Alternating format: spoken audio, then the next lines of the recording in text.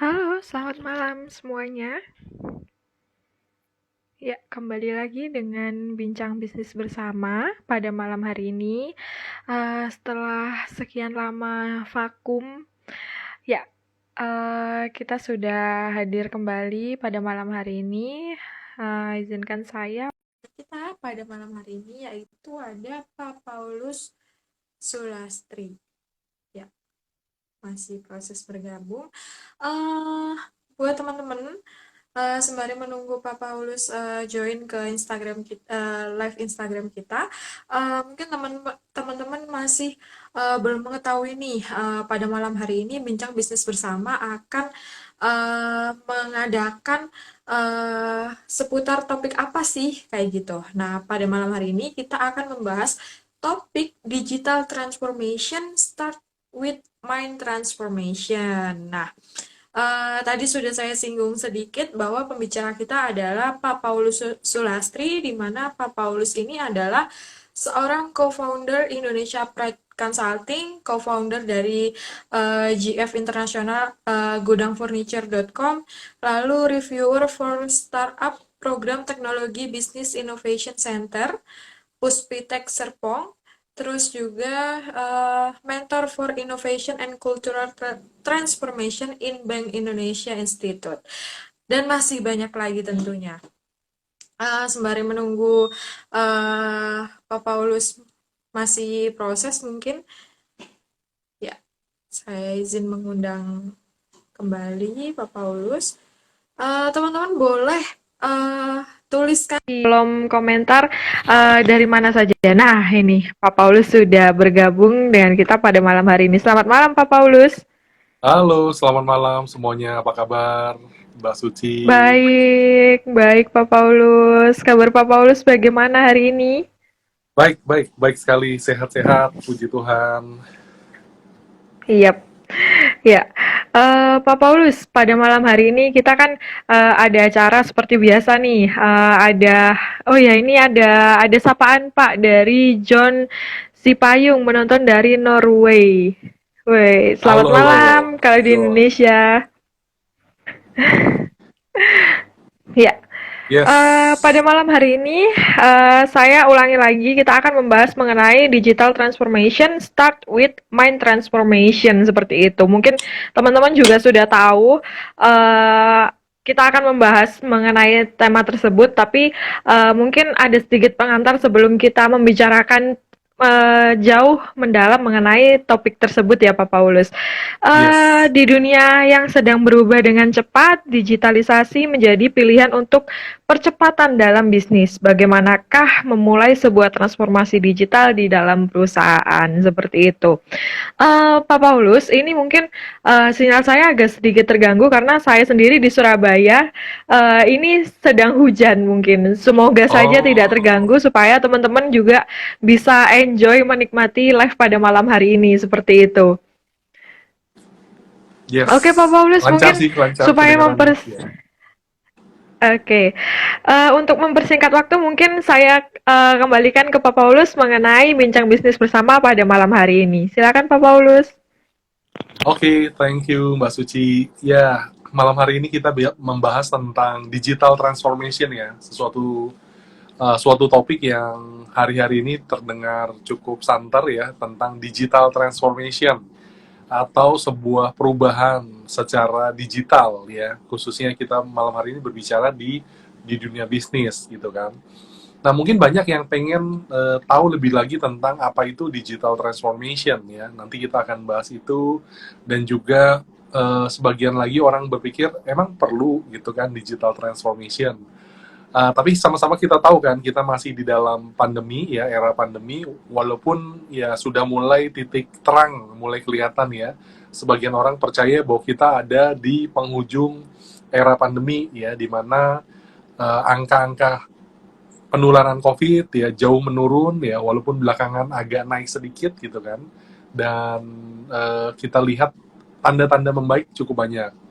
Di sisi yang lain kita juga tahu bahwa kita hidup ya di tahun 2022 ini juga ada perang juga ya di beberapa negara ya, misalnya Ukraine ya dan juga Rusia. Nah, itu juga pasti mempengaruhi perekonomian dan juga kondisi dunia. Belum lagi isu-isu tentang resesi ya yang dipercaya akan datang ya, khususnya uh, seperti di negara Amerika Serikat seperti itu, yang dipercaya akan mempengaruhi kondisi dan situasi baik itu ekonomi, bahkan bisa politik, sosial dan lain-lain seperti itu. Nah, kita lihat di era pandemi dan juga di saat-saat sekarang ini memang perubahan begitu cepat ya, begitu cepat, kondisi begitu cepat. Masakan kita masih mau ekspektasinya ya sama-sama saja gitu kan. Ya memang dari dulu ya saya begini, bisnis saya begini, ya udahlah tetap begini aja. Ya, sedangkan kondisi di luar sana berubah dengan cepat gitu. Nah, tentu saja tidak bukan. Nah, kita pengen berubah ya. Nah, salah satu yang memang dipertimbangkan adalah tentang digital transformation ini ya, perubahan menggunakan teknologi digital. Nah, tetapi begitu juga ada timbul pertanyaan lagi nih Mbak Suci, ya kan? Berubahnya gimana caranya, ya kan? Seberapa penting perubahan itu? Nah, makanya malam hari ini kita ambil tema tentang perubahan digital ya, atau digital transformation dimulai dari transformasi pikiran ya, mind transformation. Digitalisasi transformasi ya, digital transformation start with mind transformation. Perubahan secara digital dimulai dari perubahan secara pikiran ya. Nah, mungkin kita harus pertimbangkan dulu nih, atau kita, kalau saya biasa begitu Mbak Suci, saya akan menggali dulu ya, saya akan menggali, katakanlah kalau misalnya klien saya yang lagi mau melakukan digital transformation ya, maka saya akan menggali terlebih dahulu sih ya tentang belief system ya, atau kepercayaan, atau apa sih yang Anda percaya ya tentang digital transformation ini ya. Apakah digital transformation itu sesuatu yang kayaknya susah ya. Nah, mungkin beberapa di antara teman-teman di sini ya, pertanyaan sama ya. Kita harus pertanyakan pada diri kita ya. Apa sih yang kita percaya tentang digital transformation? Apa sih yang kita tahu dan kita percayai, bahkan kita pegang mengenai digital transformation? Entahkah itu benar atau enggak, nanti kita bisa lihat ya. Tetapi apa sih yang teman-teman semua percaya tentang digital transformation itu? Apakah itu sesuatu yang susah? Ya, atau mungkin sebagian orang pikir digital transformation itu sesuatu yang mahal atau high cost ya, biaya tinggi ya. Atau kalau kita mau bikin digital transformation ini butuh orang banyak nih ya. Mesti ada yang jago IT, mesti ada yang jago ini, jago itu ya kan. Atau sebagian orang lagi merasa bahwa digital transformation itu penting nggak penting. Yo wis, kalau kalau mau ya silahkan ya, kalau nggak mau juga nggak kenapa-napa begitu ya. Sebagian orang lain justru bersikeras bahwa digital transformation mau tidak mau harus dilakukan ya, jurusnya pokoknya ya, jurusnya uh, wajib gitu kan. Atau sebagian lagi bilang wah itu mah urusannya anak muda lah ya, yang seusia Mbak Mbak Suci inilah ya, itu urusannya, bukan urusan saya ya, apalagi yang sudah senior ya, umur 40, 50, 60, merasa itu bukan bagiannya. Nah, tapi malam hari ini saya mau tekankan seperti ini, teman-teman, bahwa apa yang kita percaya itu ya pasti akan mempengaruhi ya apa yang kita lakukan juga, teman-teman. Ya, apa yang kita percaya itu tentu saja akan mempengaruhi apa yang kita lakukan. Ya, kalau kita ngerasa itu susah, ya apa yang terjadi? Ya kita akan uh, kita akan menganggap itu sulit, dan kita akan ngerasa untuk mengeksekusinya nggak gampang ya. Kita akan ngerasa mau atau jadi nggak mau ya, akan segan untuk melakukannya, teman-teman ya. Nanti kita akan lihat ternyata digital transformation ya tidak selalu sulit ya, teman-teman ya. Tetapi kalau di awal kita sudah pikir itu sulit, ya itu akan menjadi penghalang bukan dalam kita melakukan digital transformation ya. Sebenarnya segala hal lah di dalam dunia ini Mbak ya, yang namanya perubahan, basically orang nggak terlalu mau dirinya berubah ya. Kalau saya biasa tidurnya ke kiri ya maunya ke kiri terus ya, kalau disuruh ke kanan aduh nggak enak gitu.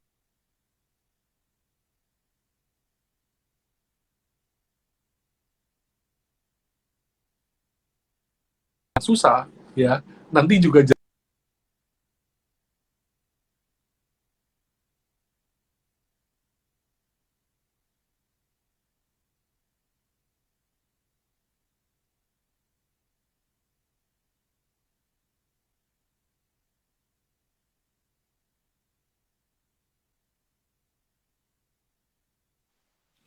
Halo, Pak Paulus.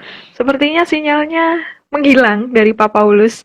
Eh, ya, tadi sembari menunggu Pak Paulus untuk bergabung kembali, ini teman-teman, tadi Pak Paulus sempat sudah menyampaikan bahwa ini masih awal saja, bahwa digital transformation yang berawal dari transformasi dari pikiran kita seperti itu.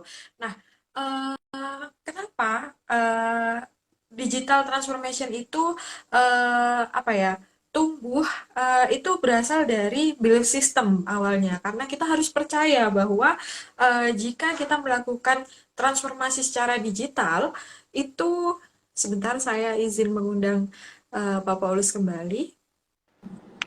Nah, ini dia. Sempat terputus tadi ya, Pak ya. yes, terputus Mbak Suci. Oke, tadi itu sampai di belief system, lalu belief system kita harus apa ya?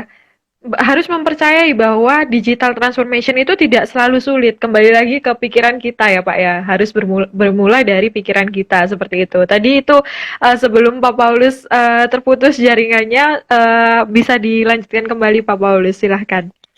Oke, terima kasih Pak Suci. Ya, jadi saya lanjut lagi, betul. Jadi saya juga ketika mempelajari sesuatu ya, apapun itu, saya pertama berpikir, wah ini akan mudah, ya. Ini mudah lah, ya. Saya selalu berpikir gitu. Ya, ketika saya belajar gitar, saya pikirnya itu dulu. Enggak lah, ini mudah lah. Kenapa mudah? Ya banyak kok yang bisa. Sekarang mungkin saya ngerasa susah, itu karena saya belum bisa gitu loh. Tapi kalau saya latihan, yakinlah pasti bisa. Nah, itu saya berpikir gitu, Mbak Suci. Ya, ketika saya memulai bisnis, saya juga berpikir ini pasti bisa lah gitu loh. Ya, saya nggak berpikir yang lain-lain dulu. Ya, dan itu akan mempengaruhi ya tindakan saya gitu loh. Kalau saya ngerasa saya mau olahraga gitu kan, sama juga saya akan berpikir ini pasti bisa lah gitu loh. Ya, jadi saya nggak mikir ini susah dan lain-lain. Karena itu yang akan menjadi penghalang ya, bagaimana kita mau maju. Nah, begitu juga kayak soal biaya, ya itu juga kalau kita udah pikir mahal, pasti kita ada kepikiran segan mau melakukannya. Nah, kalau untuk biaya dan lain-lain, ya kita kan nanti bisa cek, ya. Dan kita juga tidak harus langsung invest biaya tinggi gitu loh, ya. Nah, ini kalau teman-teman kembali lagi tergantung juga dengan jenis usaha dan juga skala usaha bisnis teman-teman, ya. Jadi kalau yang mungkin di level UMKM, ya usaha kecil, menengah, ya atau bahkan mikro gitu kan juga pasti nggak akan setinggi dengan perusahaan katakanlah corporate ya tergantung juga dengan jenis usahanya seperti apa ya apakah startup ya atau profit oriented company ya dan lain-lain jadi itu sebenarnya banyak kok ya nggak harus kita pikir toh masih pasti mahal ya kalau soal orang harus banyak harus yang jago-jago ya ke seperti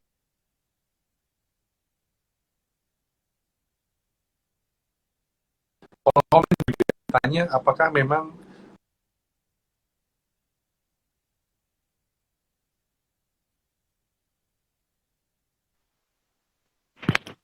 Ya mungkin terputus kembali, mungkin karena sinyalnya kurang baik.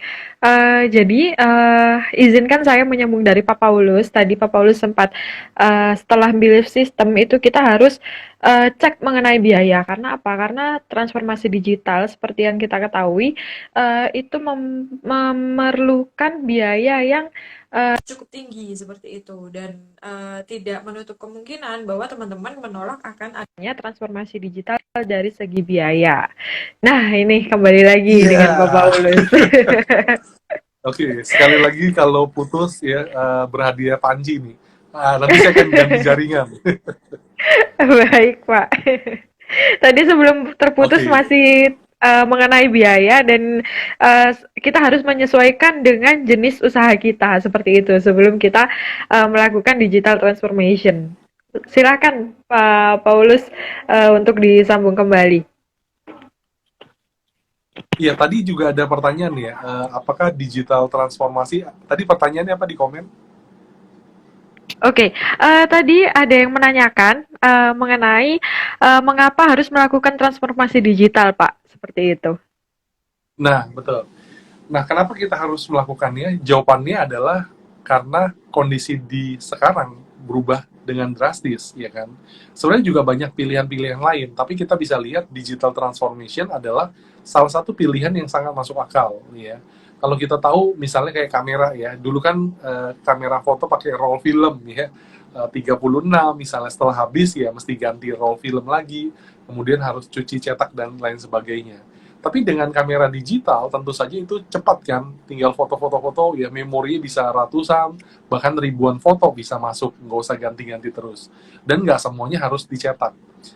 Nah, sama digital transformation juga kita akan banyak mensimplify ya, menyederhanakan proses-proses di dalam bisnis misalnya gitu kan.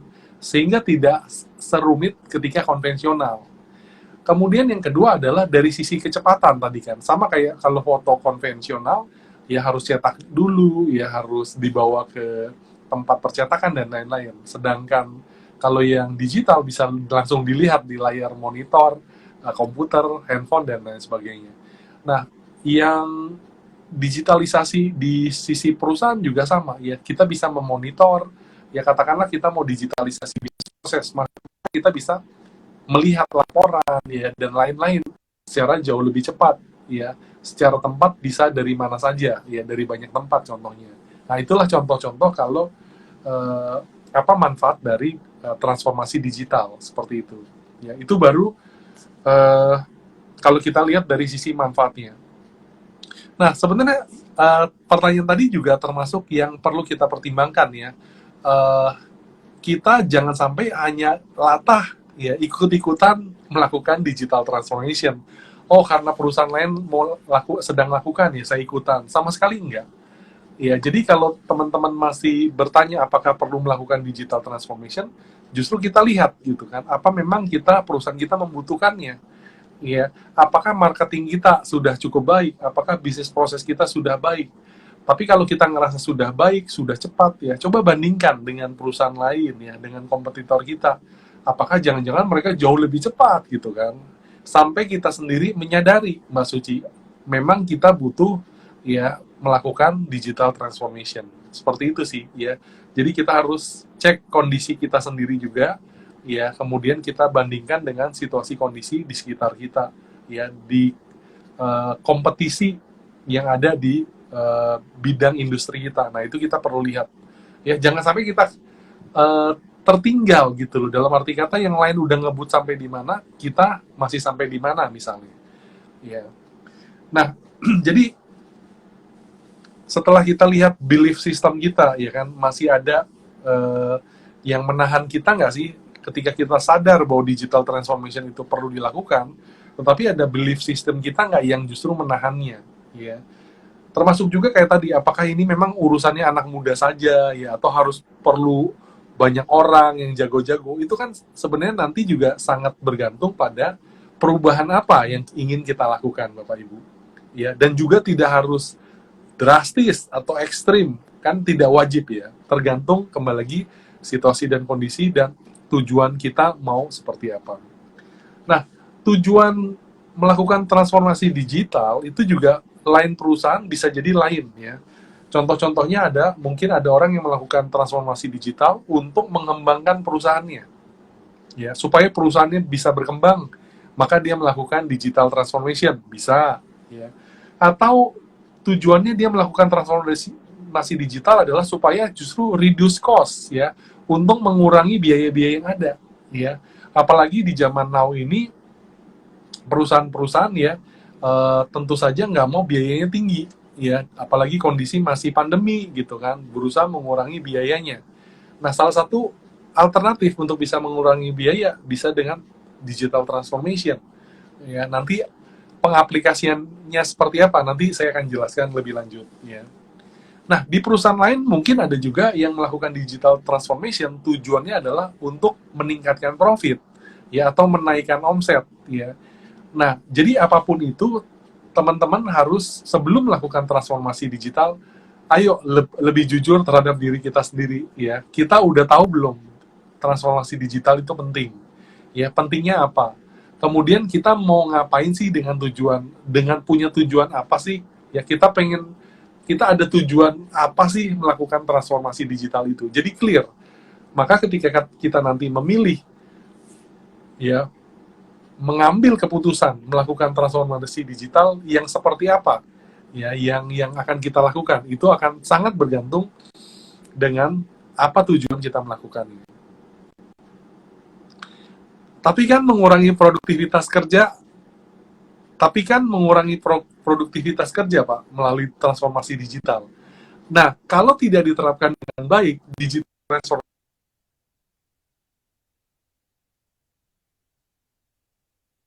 bisa jadi.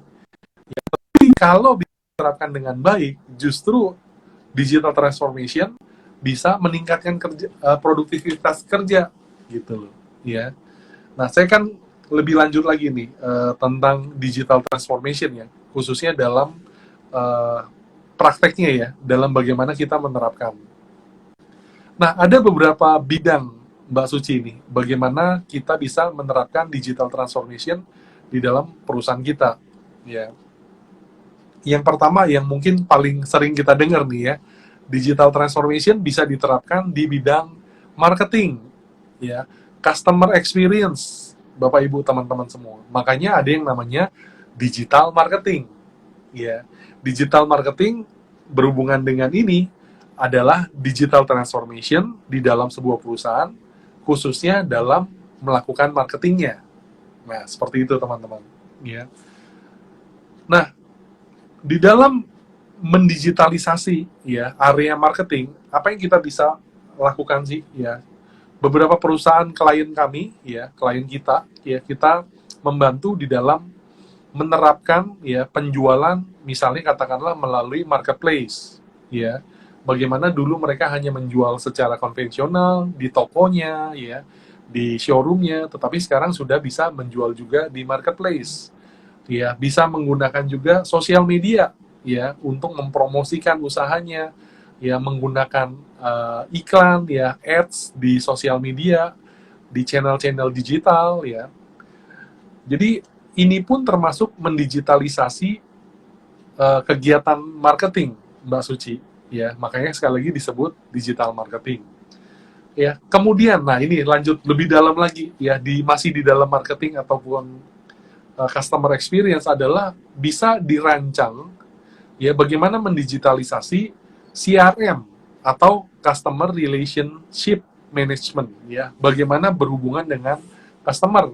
Kalau dulu hanya menggunakan misalnya sales atau SPG saja ya, ketika kita melakukan digital transformation, perubahan digital, kita bisa menyentuh area CRM ya. Sekarang banyak contohnya aplikasi-aplikasi untuk melakukan CRM ya, melakukan otomasi WhatsApp ke customer, email, digital transformation ya. Bagaimana kita menyapa, bagaimana kita berhubungan dengan customer kita bukan secara konvensional ya, sales dan lain-lain, tetapi bisa juga dengan menggunakan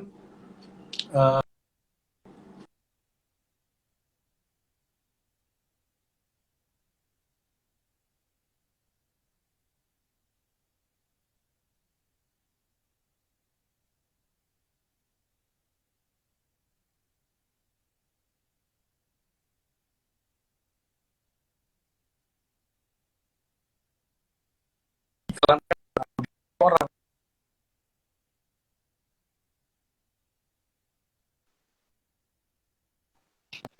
Mohon maaf Pak Paulus. atau sering disebut adalah ya. Mohon maaf Pak Paulus, videonya agak terjeda dari tadi, semenjak dari customer relationship. Mungkin bisa dijelaskan kembali mulai dari customer relationship Pak. Karena tadi sempat delay dan buffering seperti itu dari Pak Paulus. Mungkin bisa diulangi lagi Pak. Oke. Oke. Boleh, boleh. Tadi sih saya lihat di saya lancar nih, di Mbak Suci yang nggak putus-putus. Tapi nggak apa-apa, saya jelaskan sekali lagi, nggak Oke, apa-apa. baik, Ya, Pak. jadi di area mana yang kita bisa lakukan digitalisasi ya, transformasi digital, yaitu salah satunya tadi kan, yang kita lagi bahas marketing dan customer experience. Contohnya adalah melalui misalnya kita eh, bangun sebuah sistem CRM atau Customer Relationship Management ya. Bagaimana kita bisa berhubungan dengan customer bukan saja ya melalui sales, kunjungan sales ataupun SPG dan lain-lain, tetapi bagaimana kita bisa melayani ya menyapa dan menjangkau customer kita melalui channel-channel digital ya. Misalnya melalui sosial media dan kita iklankan ya itu akan bisa menjangkau lebih banyak orang. Kalau dulu kita mungkin pasang melalui billboard, bagian flyer, kalau zaman sekarang kita bisa bikin video ya yang kemudian kita iklankan dan lain-lain. Itu adalah transformasi ya digital transformation melalui di dalam area marketing dan customer experience ya atau yang biasa disebut digital marketing. Ya, jadi Bapak Ibu bisa mulai ya yang paling umum salah satunya adalah melalui digitalisasi marketing ya atau marketing digital. Nah, itu yang pertama, Mbak Suci. Nah, yang selanjutnya yang mungkin orang nggak langsung berpikir nih, ternyata kita juga bisa mendigitalisasi ya business operations ya. Eh, Bagaimana perusahaan kita bisa bergerak ya, ternyata bisa didigitalize ya. Kalau dulu mungkin kita pakai form-form manual yang ditulis ya. Ketika business operations kita di digitalize ya, maka kita akan bisa lebih cepat ya dan juga lebih akurat dalam business operation kita ya. Mulai dari yang paling sederhana, misalnya kita menggunakan software accounting, Mbak Suci. Ya, karena sampai sekarang juga masih banyak tuh perusahaan-perusahaan ya bahkan khususnya UMKM ya yang accountingnya masih dalam bentuk buku ditulis ya ada yang biaya sekian ditulis ya siapa yang belanja masih ditulis di buku.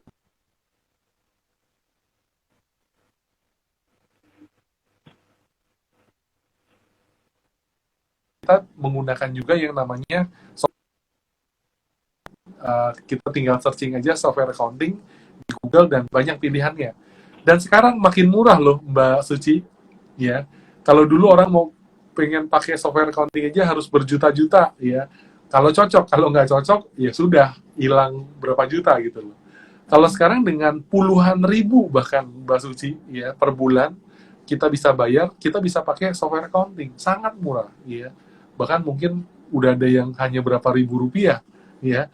Bapak Ibu bisa cobain ya. Kalau cocok bisa terus lanjutkan ya. Jadi nah ini termasuk yang biayanya murah kan Mbak Suci.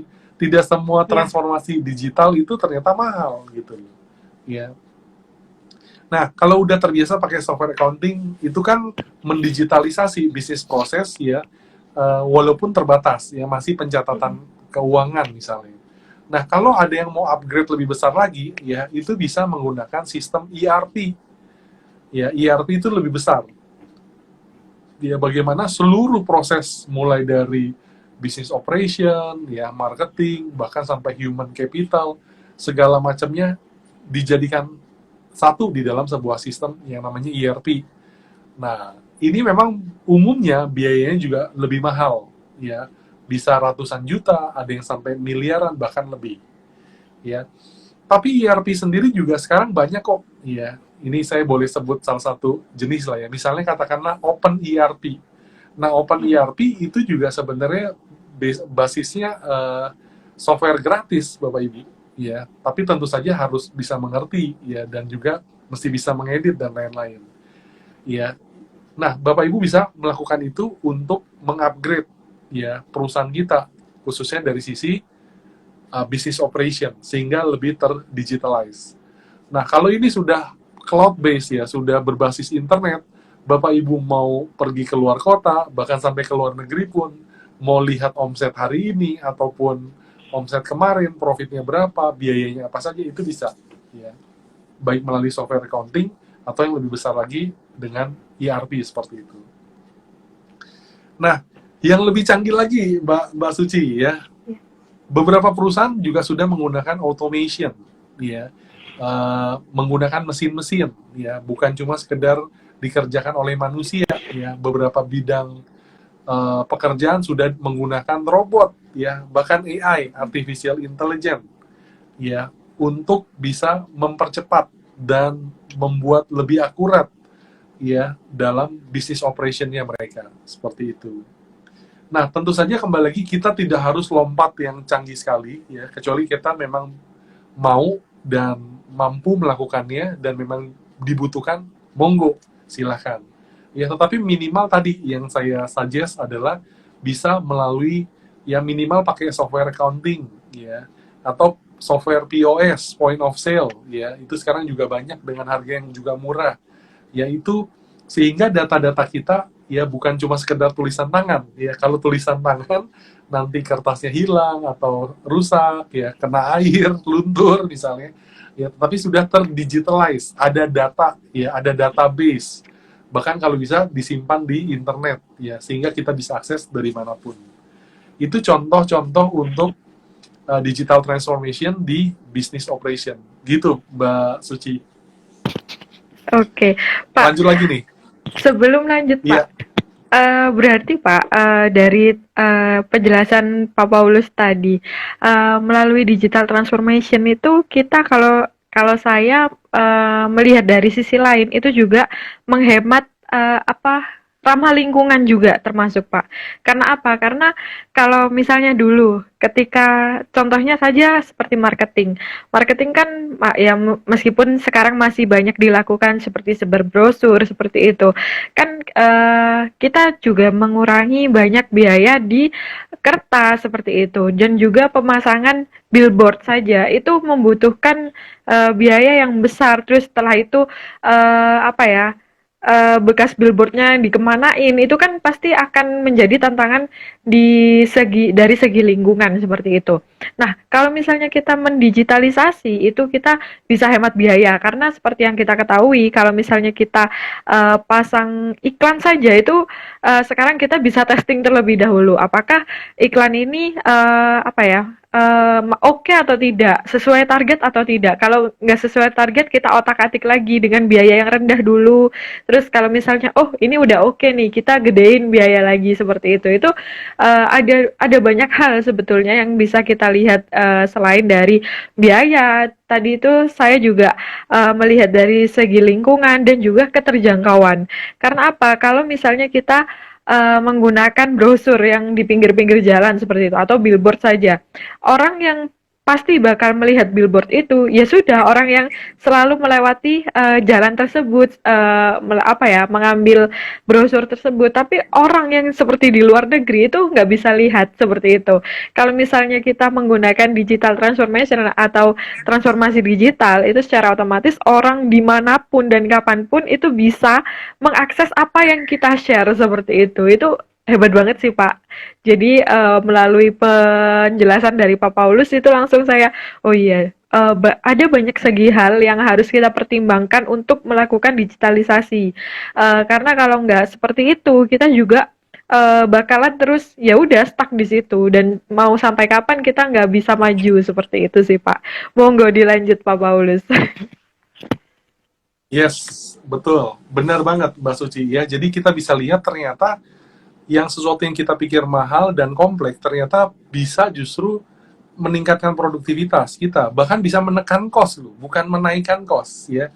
Kayak tadi kalau kita sekali pasang billboard bisa berapa ratusan juta sampai miliaran gitu kan. Tapi dengan beriklan secara sosial, secara di channel-channel digital, ya, itu sebenarnya biayanya murah, ya, mau 50.000 pun bisa gitu loh, ya, di mana lagi. Nah, kemudian tadi Mbak Suci udah bilang ya, jadi jangkauannya pun ya, mau di mana, seputar daerah kita, atau di lain kota, atau bahkan di luar negeri, kita bisa menjangkau customer ya melalui digital ini. Nah, itu tadi di bidang digital, di bidang marketing, dan juga di bidang business operation. Nah, selanjutnya yang juga lumayan ini nih, sudah makin digunakan juga adalah dari sisi talent ya, dan juga culture. Ya, di human capital. Bagaimana melalui transformasi digital ini, ya digital transformation, kita bisa mengubah culture di dalam perusahaan kita, ya.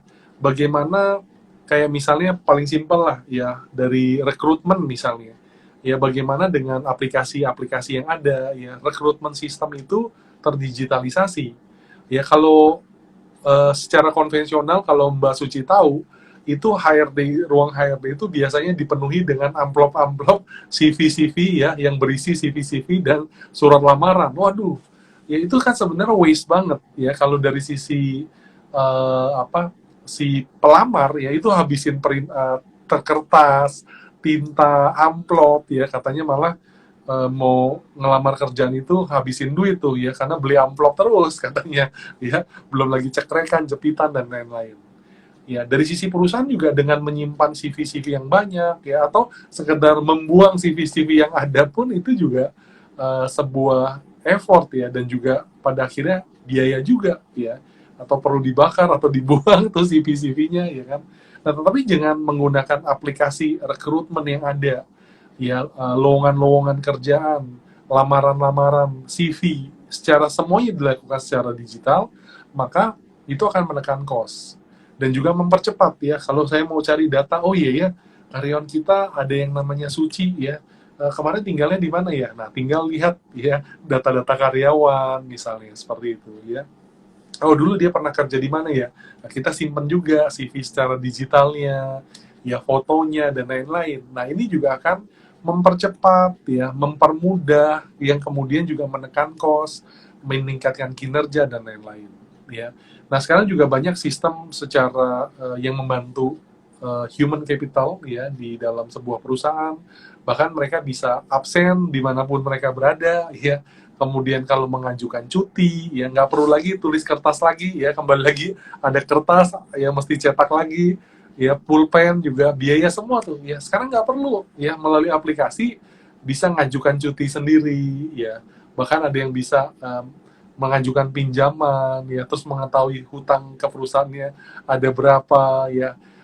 Bahkan juga apa namanya, slip gaji, ya, dilakukan semua secara digital. Itu tentu saja akan memudahkan, ya.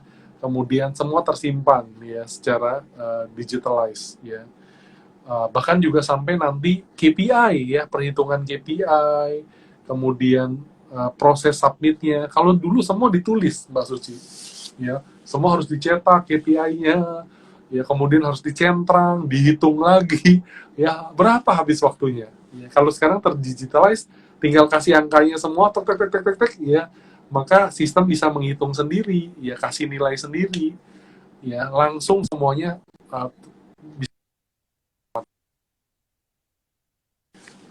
biaya di reduce, diturunkan dari semua itu, ya. Berapa kecepatannya pada akhirnya, ya. Berapa keakuratannya kalau kita melakukan digital transformation di bidang talent and culture ini, gitu, ya. Jadi ini mengubah budaya kerja bahkan bisa, ya. Karena mereka tahu nih, ya, mereka bisa di absen, ya, kadang kadang kalau dulu kan mesti ngantri tuh, ya, pakai fingerprint ngantri, wah, apalagi kalau udah jamnya, misalnya jam 8 masuk kerja, wah, ngantri tuh.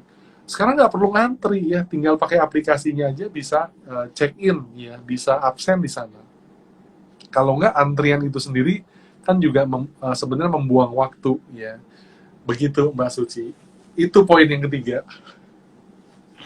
Iya, setuju Pak, mengenai absensi. Karena kalau misalnya kita nggak melakukan transformasi digital, itu bisa saja dari segi pegawainya itu melakukan kecurangan juga. Itu bisa.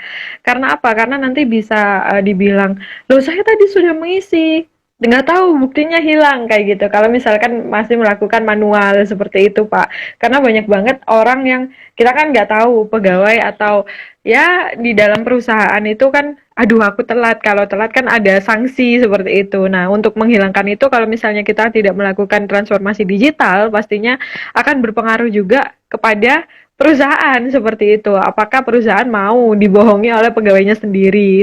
Itulah salah satunya. Selain dari tadi ada rekrutmen, terus ada data pegawai, terus ada KPI seperti itu. Saya melihat dari segi absensi juga. Kalau misalnya perusahaan menolak adanya transformasi digital dalam perusahaannya, pasti akan merugi. Salah satunya dari segi absensi saja seperti itu ya Pak ya. Betul. Kalau kita bisa lihat perubahan-perubahan yang terjadi ya. Kalau zaman dulu itu ada yang istilah makanya namanya titip absen ya. Karena dulu pakai sistem, kalau Mbak Suci tahu, ceklok gitu loh. Ceklok gitu loh ya, jam berapa. Nah, itu kartunya kan udah di tembok gitu kan, bisa ambil temennya punya segala macam, bisa bantu titip absen. Kemudian ada juga yang pakai sistem kartu, tapi kembali lagi kalau sistem kartu ya bisa tinggal titip temennya gitu kan, bisa titip kartu ke temennya yang absensi. Nah, itulah sistem titip absen.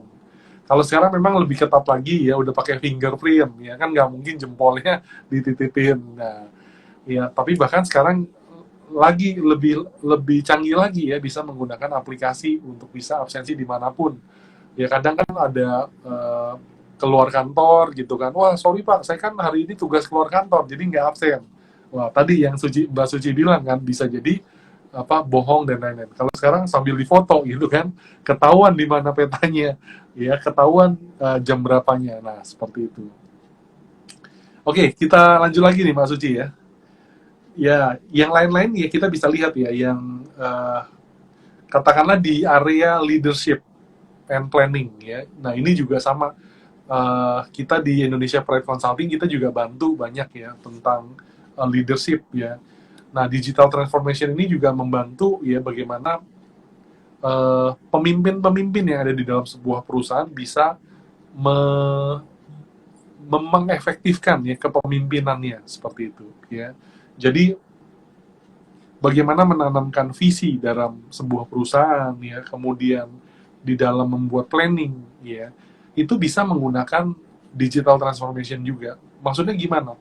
Sekarang dengan adanya internet ini ya, online ini ya, banyak aplikasi juga yang menawarkan tools-tools untuk collaboration, Mbak Suci. Ya, mulai dari yang paling simple. Contohnya apa? Google Docs. Ya. Contohnya apa? Gmail, Google Mail ya. Contohnya Google Form dan lain-lain ya, itu bisa banget untuk berkolaborasi. Contohnya misalnya apa yang kita udah praktekkan nih di PC ya. Meeting apa, kita taruh ya dokumennya di internet. Jadi yang bisa baca seluruh tim ya.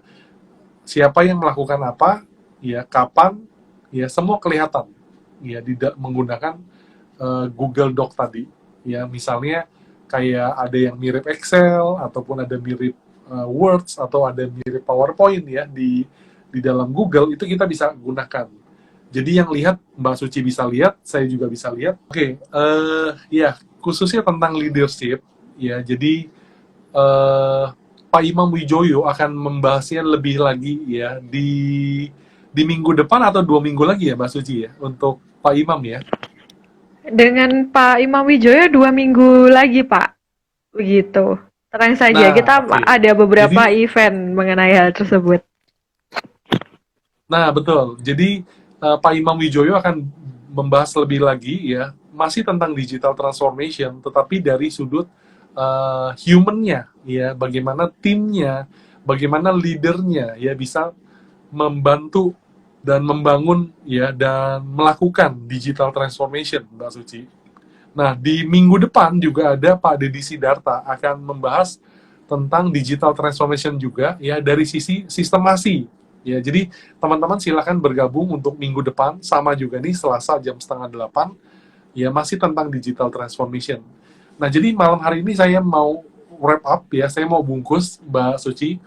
Ketika kita mau memulai sebuah digital transformation atau transformasi digital, ya kita cek ya ada belief system kita seperti apa ya, apa yang kita tahu tentang digital transformation, mana yang akan membantu kita, mendorong kita untuk bisa melakukannya, atau justru kebalikannya malah akan menahan kita. Ya kenali semua itu, pastikan kita tahu tujuan kita melakukannya apa, sehingga ketika kita mulai melakukannya, ya kita akan melakukannya dengan tujuan yang jelas. Ya, kemudian juga nggak usah takut tuh biayanya mahal atau orangnya harus bagaimana, enggak. Ya, kita cari dan pilah-pilah ya di area mana kita mau melakukan transformasi digital. Ya, apakah di area marketing dan customer experience, apakah di area human capital atau di area business operation dan lain-lain ya. Setelah kita tahu ya, maka kita bisa mulai melakukan yang namanya digital transformation ya di dalam perusahaan kita. Itu dari saya, Mbak Suci. Saya kembalikan ke Mbak Suci. Baik, cukup menarik untuk topik kita pada malam hari ini mengenai mengenai digital transformation start with mind transformation. Seperti yang dijelaskan oleh Pak Paulus tadi, bahwa ada beberapa hal yang kita bahas pada malam hari ini cukup menarik karena kita harus dipaksa atau memaksakan diri untuk mengikuti alur dari dunia ini sendiri, yaitu digitalisasi seperti itu. Karena kalau misalnya kita tidak mengikuti digitalisasi itu sendiri atau transformasi digital, itu akan merugikan diri kita sendiri. Meskipun ada beberapa hal yang mungkin sempat kita tolak sebelumnya, seperti tadi sudah disinggung oleh Pak Paulus mengenai biaya, mengenai bagaimana mengenai SDM-nya nantinya ke depannya seperti itu. Tapi itu semua bisa kita mulai dengan bagaimana kita mulai dari pemikiran kita, ya, seperti dengan tema kita pada malam hari ini mengenai start with mind transformation. Kalau misalnya kita sudah berpikiran untuk, wah, kalau misalnya ini dikatakan mahal, bisa itu dikatakan mahal, tapi kita harus berpikir ke depannya bagaimana berapa sih yang kita bakal dapatkan dari transformasi digital tersebut, seperti itu. Ada beberapa hal yang tadi banyak disinggung mengenai dalam perusahaan di segi marketing, dari segi business operation, dari human capital, dan dari segi leadership. Nah, untuk lebih jelasnya, mungkin teman-teman mengenai leadership nih, pasti teman-teman langsung, wah, ini topik bagaimana sih digital transformation itu ada di segi leadership. Nah, teman-teman jangan khawatir juga bahwa kita Indonesia Pride Consulting itu akan mengadakan live Instagram setiap hari Selasa pukul 19.30. Nah, untuk minggu depan kita kedatangan bintang tamu yaitu Pak Deddy Sidarta. Itu kita akan membahas mengenai dari segi sistemnya seperti itu. 2 minggu lagi kita akan Instagram Live dengan Pak Imam Wijoyo mengenai segi leadership-nya. Dan minggu berikutnya lagi, teman-teman gak usah khawatir, kita akan merangkum itu semua menjadi satu dan teman-teman bisa mengikuti kita pada acara webinar seperti itu. Untuk lebih jelasnya, teman-teman bisa langsung follow Instagram Indonesia Pride Consulting supaya tidak tertinggal mengenai acara-acara berikutnya seperti itu. Teman-teman tidak perlu khawatir, aduh saya takut banget ketinggalan ada informasi event selanjutnya dari Indonesia Pride Consulting. Teman-teman gak usah khawatir, kalau misalnya nggak ada waktu nih buat cek di Instagram kami, di media sosial kami, karena teman-teman pastinya cukup sibuk dan padat. Teman-teman bisa langsung bergabung di grup WhatsApp kita, karena nantinya semua tentang tips, semua tentang event kita juga akan kami berikan di dalam grup tersebut. Untuk join ke dalam grupnya, teman-teman bisa langsung DM Instagram Indonesia Pride Consulting, nanti admin akan mengarahkan untuk join ke grup WhatsApp tersebut. Nah, bagi teman-teman, mungkin teman-teman juga masih ragu nih untuk mengikuti semua media sosial Indonesia Pride Consulting. Nah, teman-teman nggak usah ragu, karena di Indonesia Pride Consulting sendiri media sosialnya juga tentunya akan membagikan tips menarik. Seperti di Instagram, teman-teman langsung bisa cek postingan-postingan kami, yaitu ada mengenai leadership, ada mengenai digital transformation juga, dan baru mau dibahas mengenai visi dan misi dari sebuah perusahaan seperti itu. Nah, itu untuk apa ya, bisa menjadikan tips untuk perusahaan teman-teman yang baru memulai usaha, baru mau mengembangkan perusahaannya seperti itu. Teman-teman langsung follow Instagram Indonesia Pride Consulting, dan bukan itu saja. Indonesia Pride Consulting juga ada di TikTok, juga ada di YouTube, juga ada di LinkedIn, juga ada di Spotify tentunya. Dan jadi teman-teman yang mendengarkan pada malam hari ini itu bisa memutar ulang di podcast Indonesia Pride Consulting. Teman-teman langsung bisa cari di Spotify Bincang Bisnis Bersama. Di situ ada Bincang Bisnis Bersama dari sesi satu sampai pada malam hari ini, semuanya lengkap terupload di situ seperti itu. Jadi jangan lupa untuk follow dan share ke teman-teman kalian untuk seputar tips seputar dari Indonesia Pride Consulting ini sendiri. Seperti itu Pak Paulus. Terima kasih untuk sharingnya pada malam hari ini mengenai digital transformation start with mind transformation. Sharing yang cukup menarik. Semoga kita bisa bertemu lagi di lain kesempatan, dan teman-teman jangan lupa untuk mengikuti event kita berikutnya. Selamat malam Pak Paulus, dan selamat malam teman-teman semua. Thank you, Mbak Suci. Teman-teman semua maju terus.